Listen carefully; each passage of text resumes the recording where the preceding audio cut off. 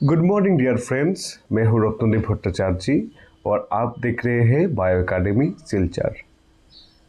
दोस्तों, आज हम स्टार्ट करने जा रहे हैं एंजाइम्स का पहले लेक्चर।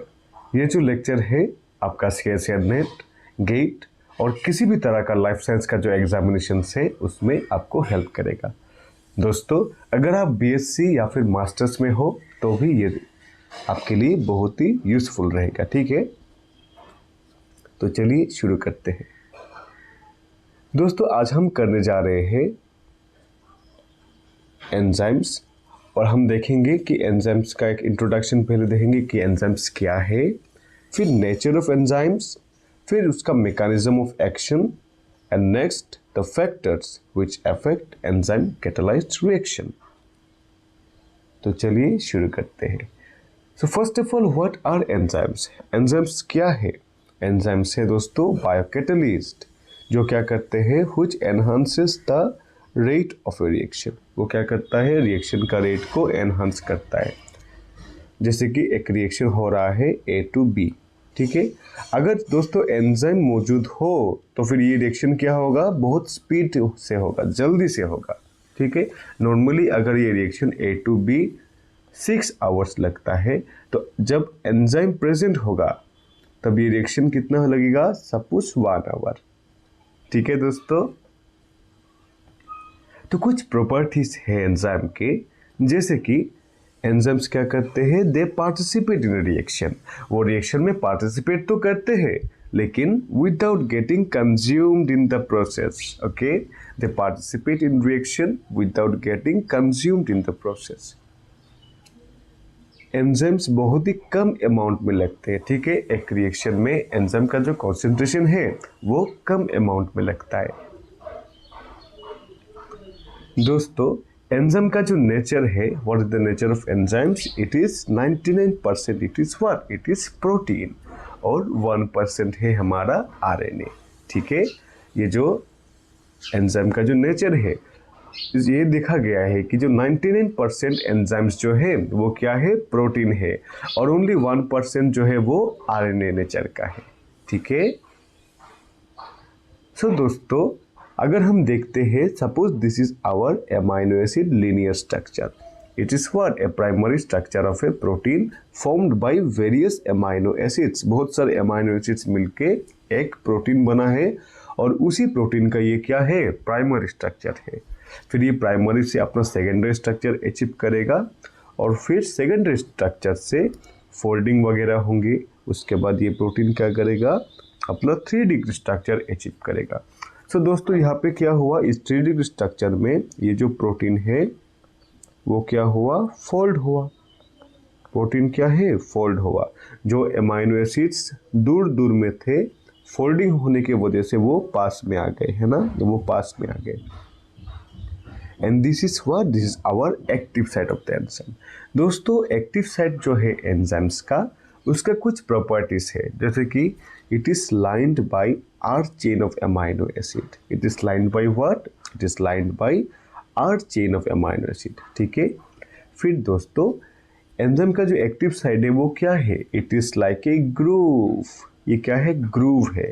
ठीक है, it is like a groove. एक ग्रूव एक जगह है जो क्या होता है, it is lined by R chains of various amino acids। ठीक है दोस्तों, it occupies a small volume as compare to the total enzyme. जैसे कि आप देख पा रहे हैं, ये एक बड़ा सा एंजाइम है ना, और उसी एंजाइम में उसका जो एक्टिव साइट है वो कंपैरेटिवली छोटा सा जगह है। ठीक है,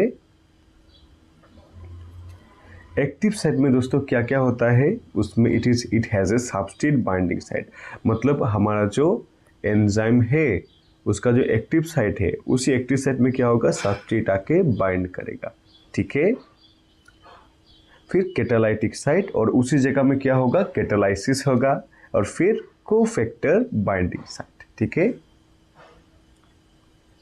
दोस्तों, एक बहुत ही इंपॉर्टेंट सा चीज, हमारा जो ये एंजाइम सबस्ट्रेट रिएक्शन है, एंजाइम और सबस्ट्रेट में जो रिएक्शन एक्टिव साइट में होगा वो क्या है, रिवर्सिबल रिएक्शन है। रिवर्सिबल रिएक्शन क्यों है, क्योंकि ये नॉन कोवैलेंट इंटरेक्शन है और वीक इंटरेक्शन है। ठीक है, ये क्या है, नॉन कोवलेंट इंटरेक्शन है और वीक इंटरेक्शन है। फॉर एग्जांपल एंजाइम और सबस्ट्रेट मिलके एंजाइम सबस्ट्रेट कॉम्प्लेक्स बना रहा है, ठीक है।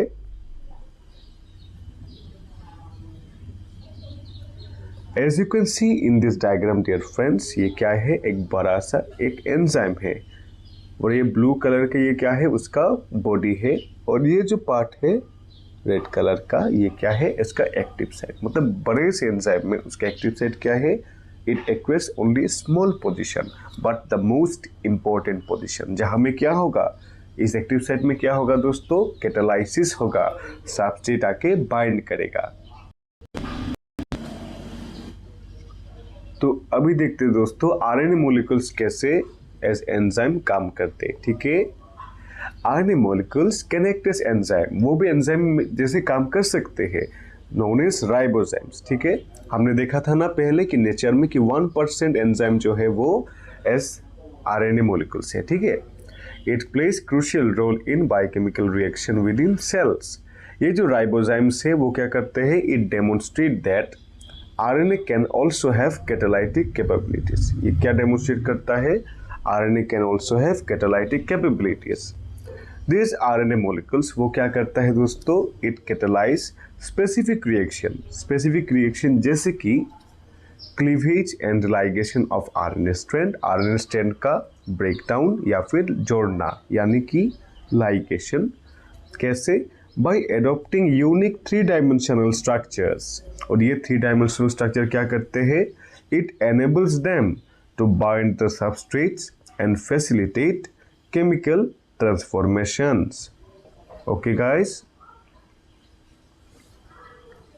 दोस्तों ये डिस्कवरी होने से पहले कि आरएनए एक्ट कर सकते हैं एज एंजाइम, साइंटिस्ट ज्यादातर मानते थे कि प्रोटीन जो है वो ही एंजाइम की जैसा काम कर सकते हैं, ठीक है। लेकिन ये जो डिस्कवरी है, it provided insight into early evolution of life. वो साइंटिस्ट को पता चला कि पहले जो लाइफ का इवोल्यूशन हुआ उसमें सेल्फ रेप्लिकेटिंग मॉलिक्यूल्स थे जो कि बोथ एज जेनेटिक मटेरियल और कैटालाइसिस दोनों जैसे काम कर सकते हैं। इसका मतलब आरएनए जो है it can act both as genetic material and as enzyme. धीरे धीरे क्या हुआ, आरएनए से डीएनए बना और नेचुरल सिलेक्शन ने डीएनए को ज़्यादा फेवर किया, इसलिए ज़्यादातर ऑर्गेनिज्म में आजकल हम देख पाते हैं कि DNA acts as genetic material. लेकिन फिर भी आरएनए भी एज जेनेटिक मटेरियल काम तो करता है। जैसे कि दोस्तों कुछ वायरस में हम देखते हैं कि आरएनए मटेरियल अभी भी एज जेनेटिक मटेरियल काम करता है। तो चलिए इसको एक बार पढ़ लेते हैं।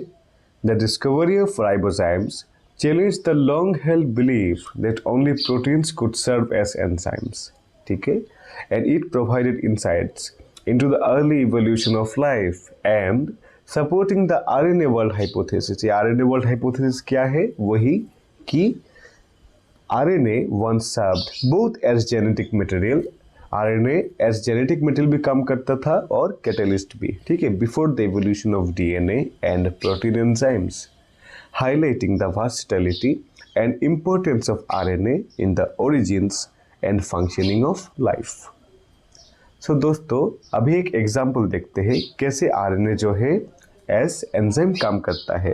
We have RNase P an enzyme, okay. So it is what, it is a fascinating ribozyme. ये क्या करता है, it is a type of RNA molecule that can catalyse chemical reactions. RNase P is what, it is a type of RNA molecule और वो क्या करता है, chemical reaction को कैटालाइसिस करता है। आरएनएज पी जो है it is primarily composed of RNA and plays a crucial role in the maturation of tRNA molecules। ये जो है ये क्या है, एक प्री tRNA मॉलिक्यूल है, मतलब tRNA अभी भी मेच्योर नहीं हुआ। तो ये मेच्योर कैसे होगा, मेच्योर होने के लिए उसको ये जो एंजाइम है ये क्या है हमारा आरएनएज पी, ठीक है।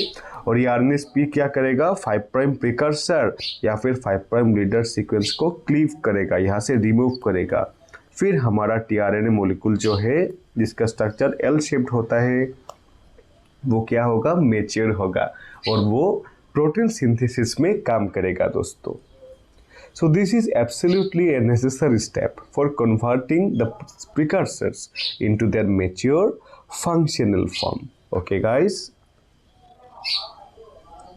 दोस्तों ये है 3D स्ट्रक्चर ऑफ RNSP। जैसे कि हम देख पा रहे हैं, ये जो पर्पल पार्ट है, ये पर्पल पार्ट है उसका RNA का पार्ट, ठीक है। और ये क्या है हमारा tRNA, एल शेप्ड tRNA, जो कि आके एंजाइम में लग गया है। और RNSP में प्रोटीन भी है। अब एक क्वेश्चन हमारे दिमाग में जग सकता है कि RNSP में तो प्रोटीन पार्ट भी है, तो उसको हम राइबोसोम क्यों कहते हैं? इसलिए कहते हैं RNA एंजाइम, इसलिए कहते हैं दोस्तों क्योंकि उसका जो RNA पार्ट है उसमें कैटालाइटिक यूनिट छुपा है। मतलब कैटालाइसिस इस RNA पार्ट के लिए ही होता है। Okay, now we shall look about the mechanism of action of enzymes. Okay dear friends, हम एंजाइम काम कैसे करते हैं पहले देखेंगे, कुछ हाइपोथेसिस, और उसके बाद उसका जो मेन मैकेनिज्म है। दोस्तों पहले हाइपोथेसिस जो है वो है हमारा लॉक एंड की मॉडल, ठीक है। ये लॉक एंड की थ्योरी किसने दिया था? एमिल फिशर साहब ने दिया था 1894 में। उन्होंने क्या कहा? उन्होंने कहा कि एंजाइम का जो एक्शन है वो क्या होता है? हाईली स्पेसिफिक होता है दोस्तों। जैसे कि एक लॉक एंड की है दोस्तों, किसी भी लॉक को हम सेम की से तो नहीं खोल सकते, उसके लिए स्पेसिफिक होना पड़ेगा, है ना। किसी लॉक को खोलने के लिए किसी स्पेसिफिक की का ज़रूरत होता है। उसी तरह एंजाइम का एक्टिव साइट में क्या होगा? उस सबस्ट्रेट जाके बाइंड कर पाएगा जो कि उसका स्ट्रक्चर के साथ मिलता है ना। तो उसके बाद क्या होगा? एंजाइम और सबस्ट्रेट मिलके एंजाइम सबस्ट्रेट कॉम्प्लेक्स बनेंगे। कब बनेंगे? जब स्ट्रक्चरल कंपैटिबिलिटी होगा, है ना। So the enzyme's active site is precisely shaped to fit its substrate. वो कहते हैं कि एंजाइम का जो एक्टिव साइट है वो प्रिसाइसली शेप्ड हो रहा है to fit its substrate like a key fitting A lock, ठीक है। और एंड दिस एग्जैक्ट फिट वो क्या करता है? It forms the enzyme substrate complex enabling efficient catalysis of the reaction, ठीक है दोस्तों। तो यहाँ पे हम देखते हैं उससे ज़्यादा क्लियर होगा चीज़ें। जैसे कि ये हमारा सबस्ट्रेट है and this is our enzyme. Enzyme का जो एक्टिव साइट है दोस्तों वो सबस्ट्रेट से स्ट्रक्चर में मिलता है, इसीलिए क्या होगा? ये सबस्ट्रेट क्या होगा? उस एक्टिव साइट में आके बाइंड करेगा और एंजाइम सबस्ट्रेट कॉम्प्लेक्स फॉर्म करेगा। So we can clearly see there is some structural compatibility, right. So यहाँ पे क्या है? स्ट्रक्चरल कंपैटिबिलिटी है, स्ट्रक्चर मिलता है, स्पेसिफिक सबस्ट्रेट क्या करेगा? स्पेसिफिक एंजाइम में आके लगेगा, जस्ट लाइक लॉक एंड की। इसलिए इसको हम कहते हैं लॉक एंड की मॉडल। दोस्तों नेक्स्ट हमारा आता है जो हाइपोथेसिस है वो है इंड्यूस्ड फिट हाइपोथेसिस और इंड्यूस्ड फिट मॉडल। यहाँ में क्या है दोस्तों? इसको किसने दिया? डेनियल कोस्टलैंड साहब ने दिया। तो वो क्या कहते हैं कि एंजाइम जो है it is more flexible rather than rigid. उसका जो एक्टिव साइड है फ्लेक्सिबल है और वो सबस्ट्रेट के हिसाब से चेंज होता है ना। व्हेन सबस्ट्रेट अप्रोचेस, ठीक है, तो एंजाइम क्या करता है? Enzyme changes its shape to fit it. वो सबस्ट्रेट के हिसाब से अपना शेप चेंज करता है और क्या होता है? फिट होता है। Ensuring A more precise interaction and enhancing catalytic efficiency, ठीक है दोस्तों। तो कि हम देख पा रहे हैं यहाँ पे ये जो सबस्ट्रेट है और ये हमारा क्या है दोस्तों? एंजाइम है और एंजाइम का ये एक्टिव साइट है। जब सबस्ट्रेट अप्रोच करता है एंजाइम को, एंजाइम अपना शेप जो है अकॉर्डिंगली चेंज करता है, ठीक है, to accommodate the substrate into its active site. Substrate को अपना एक्टिव साइट में डालने के लिए एंजाइम क्या करते हैं? अपना स्ट्रक्चर जो है उसको चेंज करता है अकॉर्डिंग टू द सबस्ट्रेट। सो यही क्या है दोस्तों? हमारा induced fit model. Now dear friends, we are going to look the main mechanism behind the enzymes. इसके लिए पहले हमको पढ़ना है एक्टिवेशन एनर्जी। इसी एक्टिवेशन एनर्जी पढ़ने के बाद ही हमको समझ में आ जाएगा। तो एक्टिवेशन एनर्जी क्या है दोस्तों, पहले वो देखते हैं। Activation energy is the minimum amount of energy needed to initiate a chemical reaction. ठीक है, वो क्या है, मिनिमम अमाउंट ऑफ एनर्जी है जो कि नेसेसरी है to initiate a chemical reaction. By reducing this energy barrier, उस एक्टिवेशन एनर्जी को रिड्यूस करने से एंजाइम क्या करते हैं, एक्सीलरेट करते हैं रिएक्शन को। इसका मतलब है दोस्तों, एंजाइम्स उसी एक्टिवेशन एनर्जी को क्या करते हैं, लोअर करते हैं। ठीक है, कैसे लोअर करते हैं, they achieve this by binding to specific substrate. ठीक है, सबस्ट्रेट को बाइंड करते हैं and stabilising the transition state, transition state में जल्दी पहुंचा देते हैं। ठीक है, ऑल्टरनेटिव पाथवे है, उसमें क्या करते हैं, ट्रांजिशन स्टेट को जल्दी पहुंचा देते हैं। ठीक है, which makes it easier for the reaction to proceed. ठीक है, और इसके वजह से हमारे बॉडी में वेरियस फिजियोलॉजिकल प्रोसेसेस है, जैसे कि दोस्तों डाइजेशन, मेटाबॉलिज्म, डीएनए रेप्लिकेशन, हर चीज में क्या होता है दोस्तों, एंजाइम्स का ज़रूरत होता है। ठीक है, तो जैसे कि हम यहाँ पे देख पा रहे हैं, हम दो चीज़ देखेंगे, एक अनकैटालाइज्ड रिएक्शन देखेंगे और एक कैटालाइज्ड रिएक्शन देखेंगे। अनकैटालाइज्ड रिएक्शन क्या है, जिसमें एंजाइम मौजूद नहीं है, और कैटालाइज्ड रिएक्शन कौन सा है दोस्तों, जिसमें एंजाइम प्रेजेंट है। ठीक है, तो अनकैटालाइज्ड रिएक्शन में क्या होता है, पहले ये अपना ट्रांजिशन स्टेट में तो पहुंच गया, उसके बाद अपना प्रोडक्ट फॉर्म में जाएगा। लेकिन कैटालाइज्ड रिएक्शन में क्या होता है दोस्तों, it provides a alternative transition state. जैसे कि ट्रांजिशन स्टेट क्या हो गया, लोअर डाउन हो गया, कम हो गया, है ना, तो रिएक्शन क्या होगा दोस्तों, जल्दी हो जाएगा। तो द एनर्जी बैरियर यहाँ पे क्या है, घट गया है ना। इस घटने की वजह से रिएक्शन का स्पीड जो है जल्दी हो जाएगा।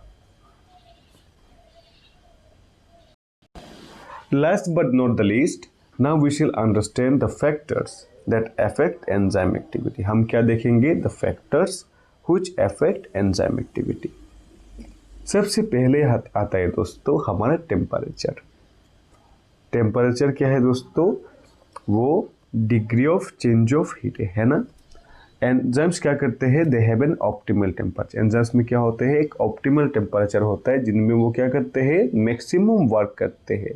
इस टेम्परेचर से अगर ज़्यादा हो जाए तो एंजाइम क्या होंगे, उसकी एक्टिविटी घट जाएगा, पूरा जीरो हो जाए। क्यों, क्योंकि एक्सट्रीम टेम्परेचर जो है दोस्तों, इट कैन डीनेचर, प्रोटीन का जो 3 डिग्री स्ट्रक्चर है उसको डिसरप्ट कर देंगे, उसको डिस्ट्रॉय कर देंगे। ठीक है, and this will reduce the activity of enzyme, है ना।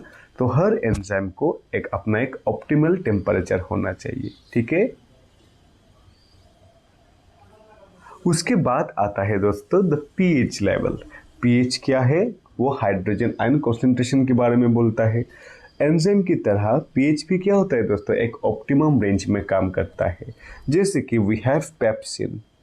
पेप्सिन क्या है, एक डाइजेस्टिव एंजाइम है जो कि काम करता है पीएच 1.5 में, है ना, प्रोटीन को ब्रेक डाउन करता है। फिर है एल्कालाइन फॉस्फेटेस, उसका नाम से ही पता चलता है कि ये जो एंजाइम है it will work best on an alkaline environment, मतलब उसका पीएच 7 से ज़्यादा, and it is more precisely 10। सो हमने पेप्सिन देखा, एल्कालाइन फॉस्फेटेस देखा। इसी तरह से हर एंजाइम जो है उसका एक अपना ऑप्टिमल पीएच का रेंज होता है, और उसी से डेविएशन होने से क्या होगा, एंजाइम का जो टोटल एक्टिविटी है उसमें हैम्पर होगा। ठीक है दोस्तों, next we have the substrate concentration. दोस्तों अगर सबस्ट्रेट ज़्यादा हो तो क्या होगा, एंजाइम का जो एक्टिविटी है वो ज़्यादा होगा। As you can see, substrate अगर ज़्यादा है तो एंजाइम की एक्टिविटी ज़्यादा होगा।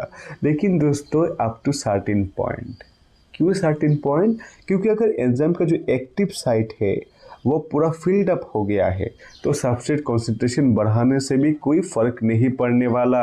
इसलिए यहाँ पे लिखा है, increase substrate concentration generally enhances the enzyme activity. ठीक है, up to a saturation point, किसी एक सेचुरेशन पॉइंट तक बढ़ता है, beyond which the activity plateaus, एक पोजीशन तक बढ़ता है, उसके बाद क्या होता है, वो घट जाता है। क्यों घट जाता है? क्योंकि एक्टिव साइट पूरा फिल्ड अप हो चुका है। नेक्स्ट हम लोग देखेंगे दोस्तों एंजाइम कॉन्सेंट्रेशन के बारे में। सबस्ट्रेट कॉन्सेंट्रेशन ज़्यादा हो तो भी बढ़ेगा, एंजाइम कॉन्सेंट्रेशन अगर ज़्यादा हो तो भी रिएक्शन रेट बढ़ेगा। लेकिन दोस्तों यहाँ पे एक इम्पोर्टेंट चीज़ तो है, अगर एंजाइम कॉन्सेंट्रेशन ज़्यादा है तो सबस्ट्रेट भी तो चाहिए। सबस्ट्रेट अगर ज़्यादा हो तब एंजाइम कॉन्सेंट्रेशन ज़्यादा होने से रिएक्शन रेट फास्ट होगा। इसलिए हम कहते हैं कि higher enzyme concentration can increase the reaction rate provided there is sufficient substrate available for binding. Dear friends, next we have the inhibitors. ठीक है, inhibitors क्या है? नाम से पता चलता है जो कुछ इनहिबिट करते हैं, है ना। इसी तरह एंजाइम का एक्टिविटी को इनहिबिट जो करते हैं वो उसको हम कहते हैं एंजाइम इनहिबिटर्स। वो क्या है? They are chemical substances. वो क्या है? केमिकल सब्सटेंसेस है जो रिड्यूस करते हैं एंजाइम एक्टिविटी को। कैसे रिड्यूस करते हैं दोस्तों? By binding to the enzyme either on the active site. Active site में बाइंड कर सकते हैं तो हम किसको कहेंगे? कॉम्पिटिटिव इनहिबिटर्स, या फिर elsewhere other than active site, उसको हम कहेंगे नॉन कॉम्पिटिटिव इनहिबिटर। दोस्तों ये इनहिबिशन हम डिटेल्स में देखेंगे सब्सिक्वेंट लेक्चर्स में, ठीक है। तो जैसे हमने कहा कि we are starting from simple basics and slowly we will move to higher levels, ठीक है दोस्तों। नेक्स्ट आता है हमारा कोफैक्टर्स, ठीक है। तो दोस्तों अगर हम कोफैक्टर्स की बात करें तो कोफैक्टर्स क्या है? वो है प्रोटीन्स, ठीक है। एडिशनल नॉन प्रोटीन मॉलिक्यूल है। प्रोटीन क्या है दोस्तों? हमारा एंजाइम है या फिर आरएनए है, और कोफैक्टर्स क्या होंगे? नॉन प्रोटीन पार्ट होंगे, जैसे कि Mg2+ आयन होंगे, Mn2+ या फिर K+ ऐसे करके, ठीक है। So they can do what? They can help enzyme to act accordingly, है ना। फॉर एग्जाम्पल मैं यहाँ पे कहता हूँ suppose this is our enzyme, okay, this is our enzyme, और इसी एंजाइम जब वो विदाउट कोफैक्टर रहेगा उसको हम कहेंगे एपो एंजाइम, ठीक है। बहुत इंपॉर्टेंट है दोस्तों एपो एंजाइम। अभी क्या होगा? अभी कोफैक्टर है, ये क्या है? कोफैक्टर। और जब दोस्तों ये कोफैक्टर आके एंजाइम पे लग जाएगा, जब ये कोफैक्टर आके एंजाइम में लग जाएगा तब इसको हम क्या कहेंगे? क्या आपको मालूम है? इसको हम कहेंगे holo enzyme, okay, holo enzyme. ये वो कुछ इंपॉर्टेंट टर्म्स है जो आपको जानना है, ठीक है। नेक्स्ट है हमारा प्रेजेंस ऑफ एक्टिवेटर्स। जैसे दोस्तों इनहिबिटर्स जो है इनहिबिट करते हैं, एक्टिवेटर्स क्या करते हैं?